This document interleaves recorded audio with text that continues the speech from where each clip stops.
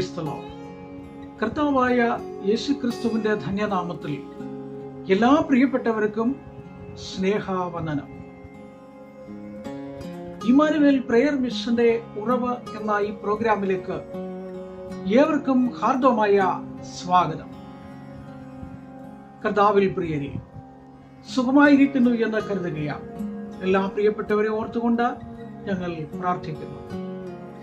എല്ലാ പ്രിയപ്പെട്ടവരുടെയും സഹകരണവും കൂട്ടായ്മകളും പ്രാർത്ഥനകളും ഞങ്ങൾക്ക് വളരെ അനുഗ്രഹവും ഞങ്ങളുടെ ശുശ്രൂഷകൾക്ക് വളരെ പര്യാപ്തവുമായി തീരുന്നത് കൊണ്ട് ദൈവത്തിന് നന്ദി പറയുകയും എല്ലാ പ്രിയപ്പെട്ടവർക്ക് ഒരിക്കൽ കൂടെ സ്നേഹവന്ദനവും നന്ദിയും പ്രകാശിപ്പിക്കുകയാണ്. കഴിഞ്ഞ ദിവസം നമ്മൾ ചിന്തിച്ചതായിരിക്കുന്ന വിഷയം, അപ്പോസ്തലനായിരിക്കുന്ന വിശുദ്ധ പൗലോസ് കാരാഗ്രഹത്തിൽ നിന്നും പുറത്തു വന്ന് കാരാഗ്രഹ പ്രമാണിയുടെ വീട്ടിൽ അവർ വീടൊന്നടക്കം ആരാധിച്ച് ആനന്ദിച്ചു എന്നാണ്. ദൈവത്താൽ നിയോഗിക്കപ്പെട്ടതായിരിക്കുന്ന ഒരു വ്യക്തിയെ, ദൈവം തെരഞ്ഞെടുക്കപ്പെട്ടതായിരിക്കുന്ന ഒരു വ്യക്തിയെ ഒരു കാരാഗ്രഹത്തിലും അടയ്ക്കാൻ കഴിയില്ല. ഒരു നിയമത്തിന്റെ മുൻപിലും ചങ്ങലയിൽ ബന്ധിക്കാൻ കഴിയില്ല. കാരണം ദൈവികമായിരിക്കുന്ന ഒരു നിർണയം അവരെ കുറിച്ച് ഉണ്ട്. ഫിലിപ്പിയ ലേഖനത്തിൽ വായിക്കുമ്പോൾ ലോക സ്ഥാപനത്തിന് മുൻപേ ഞാൻ നിങ്ങളെ തെരഞ്ഞെടുത്തു എന്നാണ്, നിങ്ങളെ ഞാൻ നിർണയിച്ചിരിക്കുന്നു എന്നാണ്, നിങ്ങളെ ഞാൻ മാറ്റി നിർത്തിയിരിക്കുന്നു എന്നാണ്, നിങ്ങളെ അതിനായിട്ട് ഞാൻ കണ്ടെത്തി എന്നുള്ളതാണ്. ദൈവികമായിരിക്കുന്ന പ്രവർത്തനങ്ങൾ, കണ്ടെത്തലുകൾ, അതൊക്കെയും മനുഷ്യന്റെ ചിന്തകൾക്ക് അപ്പുറത്താണ്. അതുകൊണ്ടാണ് പൗലോസിനെ ദൈവം തെരഞ്ഞെടുത്തത്. ദൈവികമായിരിക്കുന്ന ചില ഉദ്ദേശങ്ങളുള്ളത് കൊണ്ടാണ്. ആ ഉദ്ദേശം എന്താണ്? സഭയുടെ അടിസ്ഥാന ഉപദേശങ്ങൾ എഴുതുക എന്നുള്ളതാണ്. അടിസ്ഥാനപരമായ ഒരു സഭ ആത്മീയവും ഭൗതികവും ആധ്യാത്മികവുമായിരിക്കുന്ന ചിന്തകളാൽ അധിഷ്ഠിതമായി ആത്മീയ ദർശനത്തോടുകൂടെ ജീവിക്കുന്ന ഒരു സമൂഹത്തെ കെട്ടിയുയർത്തുവാൻ ദൈവം തിരഞ്ഞെടുക്കപ്പെട്ടതായിരിക്കുന്ന ഒരു വ്യക്തിയാണ് പൗലോസ്. ആ പൗലോസിനെ കാരാഗ്രഹത്തിൽ നിന്നും ദൈവം പുറത്തു കൊണ്ടുവന്നു എന്നുള്ളതാണ്. പ്രവാചകന്മാരെയും ദൈവദാസന്മാരെയും കഴിഞ്ഞകാല ജീവിതത്തിൽ ഒരുപാട് പ്രയാസ പ്രതിസന്ധിയിലൂടെ കടന്നുപോയ അനുഭവങ്ങളുണ്ട്. അങ്ങനെയുള്ളതായിരിക്കുന്ന അനുഭവങ്ങളിൽ നിന്ന് ഒരു വേദഭാഗം ഞാൻ നിങ്ങളുടെ ശ്രദ്ധയിൽപ്പെടുത്തുവാൻ ആഗ്രഹിക്കുക. അതിനാധാരമായിട്ട് രാജാക്കന്മാരുടെ 1-ാമത്തെ പുസ്തകം 21-ാം അധ്യായത്തിന്റെ 1 മുതലുള്ളതായിരിക്കുന്ന വാക്യങ്ങൾ നമുക്ക് വളരെ പരിചിതമാണ്. അതിന്റെ 4-ാമത്തെ വാക്യം ആദ്യം ഒന്ന് വായിച്ച് കേൾപ്പിക്കാം.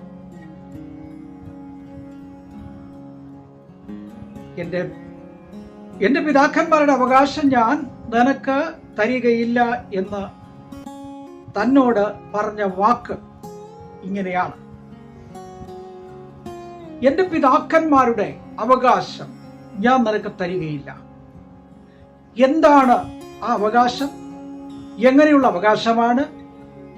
ആരോടാണ് പറയുന്നത്? എപ്പോഴാണ് പറയുന്നത്? 21-ാം അധ്യായത്തിന്റെ 1 മുതലുള്ളതായിരിക്കുന്ന ഭാഗങ്ങൾ നമ്മൾ സവിസ്തരമായി പഠിക്കണം. അവിടെ ഒരു കുടുംബനാഥനെ നമുക്ക് കാണാം.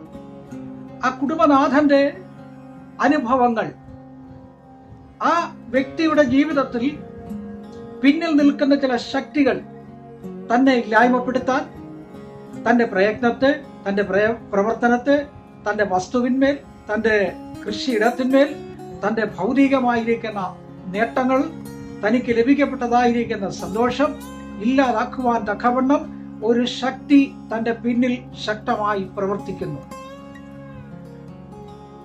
ഇത് വായിക്കുമ്പോൾ പലപ്പോഴും നമ്മുടെ ക്രിസ്തീയ ജീവിതത്തിൽ അങ്ങനെയുള്ളതായിരിക്കുന്ന ചില ശക്തികൾ എന്റെ പിന്നിലുണ്ടോ എന്ന് ചിന്തിച്ചു പോകും. അങ്ങനെ ചിന്തിക്കാം, ചിന്തിക്കാതെയും ഇരിക്കാം,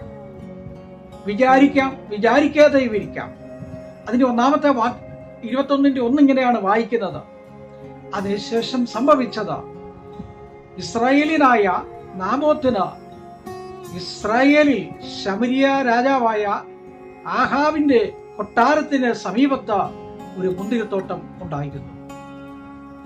ഇപ്പോൾ ഇതിന്റെ പശ്ചാത്തലം നിങ്ങൾക്ക് വ്യക്തമായി മനസ്സിലാക്കി എന്ന് കരുതുകയാണ്. ഇസ്രായേൽ രാജാവായിരിക്കുന്ന ആഹാബും തന്റെ ഭാര്യ ആയിരിക്കുന്ന ഇസബേലും കഴിഞ്ഞ കാലങ്ങളിൽ അനവധിയായിരിക്കുന്ന പ്രതിസന്ധികൾ ദൈവദാസന്മാർക്ക് അവരുടേതായിരിക്കുന്ന പ്രവർത്തനങ്ങൾക്ക്, അവരുടേതായിരിക്കുന്ന ശുശ്രൂഷകൾക്ക് ശക്തമായി എതിര് നിന്ന വ്യക്തികളാണ്. അതുകൊണ്ടാണ് ദൈവദാസനായിരിക്കുന്ന എലിയാവിനെ ഏത് വിധത്തിലും തകർത്ത് കളയണമെന്ന് വിചാരിച്ചുകൊണ്ട് അവർ കടന്നു വന്നത്. പക്ഷെ ഒന്നും ചെയ്യാൻ പറ്റിയില്ല. കാരണം ദൈവത്താൽ തെരഞ്ഞെടുക്കപ്പെട്ടതായ ദൈവദാസന്മാരിൽ ചില കാര്യങ്ങൾ ദൈവം മുന്നമേ കണക്ക് കൂട്ടി വെച്ചിട്ടുണ്ട്, നിക്ഷിപ്തമാക്കി വെച്ചിട്ടുണ്ട്. അത് ദൈവദാസന്മാർക്ക് മാത്രമല്ല, നമുക്ക് ഓരോരുത്തർക്കുമുണ്ട്. ജോലി ചെയ്യുന്ന നമ്മളായിരിക്കാം, ബിസിനസ് ചെയ്യുന്നവരായിരിക്കാം, കൃഷി ചെയ്യുന്നവരായിരിക്കാം, പ്രവർത്തിക്കുന്നവരായിരിക്കാം. നമ്മൾ എപ്രകാരമായിരിക്കുന്നു എന്നുള്ളത് സ്വർഗത്തിലെ ദൈവം മുന്നമേ നമ്മളെ നിർണയിച്ചു വച്ചിരിക്കുന്ന കാര്യമാണ്. അതിനാർക്കും മാറ്റാൻ കഴിയുകയില്ല. കർത്താവിന് സ്തോത്രം. നമ്മള് യെശയ്യാവിന്റെ പുസ്തകം 51:1 വായിക്കുമ്പോൾ വെട്ടിയെടുത്ത പാറ ഇവിടെ കാണാം, ജനിപ്പിച്ച പാറ. അപ്പോൾ ക്രിസ്തുവാകുന്ന പാറയിൽ നിന്ന് നാം രക്ഷയുടെ അനുഭവത്തിലേക്ക് വന്നിരിക്കുകയാണ്. രക്ഷയുടെ പാറ ആവർത്തനം 32:15, 2 ശമൂവേൽ 22:3. കാലടികളെ ഉറപ്പിക്കുന്ന പാറ സങ്കീർത്തനം 40:2. ശാശ്വതമായ പാറ യെശയ്യാവ് 26:4-8. ഈ പാറ ക്രിസ്തു ആയിരുന്നു. 1 കൊരിന്ത്യർ 10:3-4 വാക്യങ്ങൾ. ഇവിടെ ദൈവദാസനായിരിക്കുന്ന ഒരു ചെറുപ്പക്കാരനെ നമുക്കിവിടെ കാണാം. അദ്ദേഹത്തിന്റെ പേര് നാബോത്ത് എന്നാണ്. രാജകൊട്ടാരത്തിന് സമീപത്തായിട്ട് അദ്ദേഹത്തിന് വളരെ മനോഹരമായിരിക്കുന്ന ഒരു മുന്തിരിത്തോട്ടമുണ്ട്. നല്ല ഭൂമിയാണ്, നല്ല കൃഷിയാണ്, നല്ല ആദായമാണ്.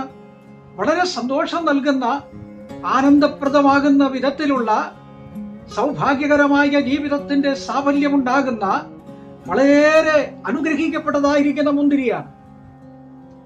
പലസ്തീൻ നാടുകളിൽ ഏറ്റവും വലിയ കൃഷി എന്ന് പറയുന്ന മുന്തിരി,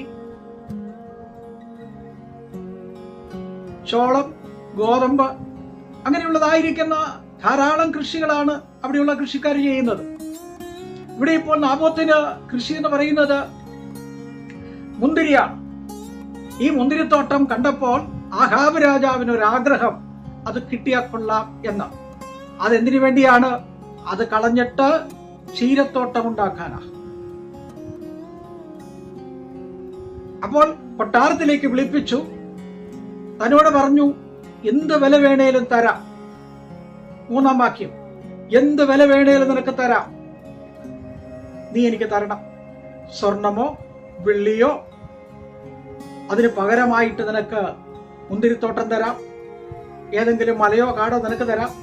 പക്ഷെ എനിക്കിത് വേണം. എന്റെ കൊട്ടാരത്തിന്റെ അടുക്കലാണ് കിടക്കുന്നത്, എനിക്കിത് വേണം. അപ്പോൾ നാബോത്ത് പറഞ്ഞൊരു വാക്കിങ്ങനെയാണ്, എന്റെ പിതാക്കന്മാരുടെ അവകാശം ഞാൻ നിനക്ക് തരികയില്ല. എന്റെ പിതാക്കന്മാരുടെ അവകാശത്തിന്മേൽ നീ ദൃഷ്ടി വെച്ചിട്ടുണ്ടെങ്കിൽ അത് നിനക്ക് തരാനുള്ളതല്ല. അത് ക്ഷീരത്തോട്ടം പണിയാനുള്ളതല്ല. അത് ഇടിച്ചു കളയാനുള്ളതല്ല. അത് നശിപ്പിച്ചു കളയാനുള്ളതല്ല. അത് എന്റെ കുടുംബത്തിന് വേണ്ടിയുള്ളതാ. പ്രിയമുള്ളവരെ, നമ്മുടെ ക്രിസ്തീയ ജീവിതത്തിൽ നമുക്ക് ലഭിക്കപ്പെടുന്നതായിരിക്കുന്ന സന്തോഷത്തെ ഇല്ലാതാക്കുവാൻ ചില ആഹാബ് എഴുതിയിട്ടുണ്ട്. ഇസബേലിന്റെ ആത്മാവുള്ള ചില ശക്തികളുണ്ട്. അത് നിങ്ങൾക്ക് പിന്നിൽ അണിനിരക്കും. പിന്നെ സംഭവിച്ചത് എന്താണ് എന്നുള്ള കാര്യം അറിയാമല്ലോ. തുടർന്നുള്ളതായിരിക്കുന്ന ആ ഭാഗം അടുത്ത ആഴ്ചയിൽ പ്രസ്താവിക്കുവാൻ ആഗ്രഹിക്കുക. പിന്നെ നാബോത്തിന് സംഭവിച്ചത് എന്താണ് എന്ന്. നാബോത്തിന് സംഭവിച്ചു കഴിഞ്ഞപ്പോൾ പ്രവാചകൻ ആഹാബിന്റെ കൊട്ടാരത്തിൽ ചെന്ന് പറഞ്ഞത് എന്താണ്? അതാണ് അടുത്ത ആഴ്ചയിൽ നിങ്ങളുടെ ശ്രദ്ധയിൽ കൊണ്ടുവരാൻ ആഗ്രഹിക്കുന്നത്. ഞാൻ വാക്കിൽ അവസാനിപ്പിക്കുകയാണ്. അതുകൊണ്ട് നമ്മുടെ ക്രിസ്തീയ ജീവിതം, കൃഷിഭൂമി, നമ്മുടെ ബിസിനസ്, നമ്മുടെ ആരോഗ്യം, നമ്മുടെ സൗഖ്യം, ഇതെല്ലാം ഇല്ലാതാക്കുവാൻ ചില ശക്തികളുടെ കണ്ണുകൾ നമ്മുടെ പുറകിലുണ്ട്. അതിനെ തിരിച്ചറിയണം, ആത്മാവിൽ ബലപ്പെടണം, ശക്തി പ്രാപിക്കണം. ആത്മസന്തോഷത്തോടെ നമുക്ക് മുന്നോട്ട് പോകാം. ദൈവം അനുഗ്രഹിക്കട്ടെ. കരുണയുള്ള ദൈവമേ, സുക്രിസ്തു പിതാവേ, അനുഗ്രഹിക്കപ്പെട്ട നല്ല പകൽക്കാലത്തിനായി സ്തോത്രം. കേൾക്കപ്പെടുന്ന വചനങ്ങളെ അനുഗ്രഹിക്കണം. ഓരോ വ്യക്തികൾക്കും ആശ്വാസവും സ്വാതന്ത്ര്യവും ലഭിക്കപ്പെടുവാനിടയാകണം. രോഗികളായി ഭാരപ്പെടുന്നവരുണ്ട്, അവരെ ഓർത്ത് ഞങ്ങൾ പ്രാർത്ഥിക്കണം. സ്വദേശത്തും വിദേശത്തും ജോലി ചെയ്യുന്നവരുണ്ട്, ഗൾഫിലും യൂറോപ്പിലും അമേരിക്കയിലും ഒക്കെ ആയിട്ട് ജോലി ചെയ്യുന്നവരുണ്ട്, ബിസിനസ് ചെയ്യുന്ന പ്രിയപ്പെട്ടവരുണ്ട്, പഠനത്തിന് പോയ കുഞ്ഞുങ്ങളുണ്ട്. അവരെല്ലാം ഞങ്ങൾ ഓർക്കുന്നു. പുതിയ ഒരു അധ്യയന വർഷം ആരംഭിക്കുകയാണ്, സ്കൂൾ തുറക്കുകയാണ്. കുഞ്ഞുങ്ങളെ എല്ലാവരും കർത്താവ് അനുഗ്രഹിക്കണം. പുതിയ അഡ്മിഷന് വേണ്ടി കാത്തിരിക്കുന്ന കുഞ്ഞുങ്ങളെ അഡ്മിഷനോടുകൂടെ അനുഗ്രഹിക്കണം. അങ്ങനെ തുടർന്നുള്ളതായിരിക്കുന്ന വിദ്യാഭ്യാസത്തിന്റെ മേഖലകളെ ദൈവം അനുഗ്രഹിക്കുമാറാകണമെന്ന് പ്രാർത്ഥിക്കുന്നു. പ്രാർത്ഥന കേട്ടതിനായി യേശുവിൻ നാമത്തിൽ തന്നെ ആമേൻ. Praise the Lord. ദൈവം എല്ലാവരെയും അനുഗ്രഹിച്ച് കാക്കും.